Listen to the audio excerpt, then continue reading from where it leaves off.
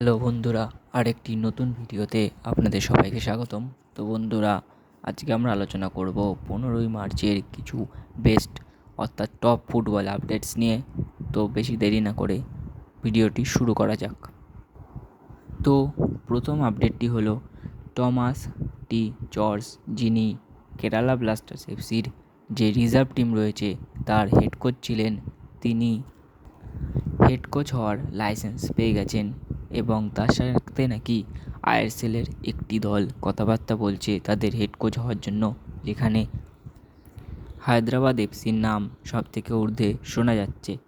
তো এর পরবর্তী আপডেটটি হলো কেরালা ব্লাস্টার্স এফসিকে নিয়ে, যেখানে কেরালা ব্লাস্টার্স এফসি নাকি একজন ইটালিয়ান কোচের সাথে কথাবার্তা চলছে এবং সে নাকি তাদের হেড কোচ হওয়ার যে টপ কন্টেন্ডার তিনি।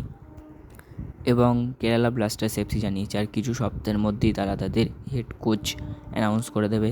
তো বন্ধুরা, তোমরা যদি জেনে থাকো যে কেরালা ব্লাস্টার্স এফসির হেড কোচ কে হতে পারে, তাহলে আমাকে কমেন্ট বক্সে অবশ্যই জানাবে। তো এর পরবর্তী আপডেটটি হলো যে মোহনবাগানের এতগুলি অসাধারণ রেকর্ডের মধ্যেও কেরালা ব্লাস্টার্স এফসি একটি অসাধারণ রেকর্ড তৈরি করেছে এবং তাদের রেকর্ডটি হলো তারা নাকি অনূর্ধ্ব-23 অর্থাৎ আন্ডার-23 যে সমস্ত খেলোয়াড়দের তারা সুযোগ দিয়েছিল, তারাই সেই দল আইএসএলের যারা সবথেকে বেশি আন্ডার-23 খেলোয়াড়দের সুযোগ দিয়েছে। তারা তাদের সুযোগ দিয়েছে 7,621 মিনিট, যেখানে দ্বিতীয় স্থানে রয়েছে পাঞ্জাব এফসি।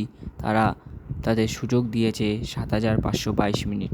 তো বন্ধুরা, এই ছিল আজকের আপডেট। ভিডিওটি ভালো লাগলে অবশ্যই একটি লাইক এবং চ্যানেলটিকে সাবস্ক্রাইব করে তার পাশের বেল আইকনটা অন করে দেবেন। তো বাই, দেখা হচ্ছে নেক্সট ভিডিওতে।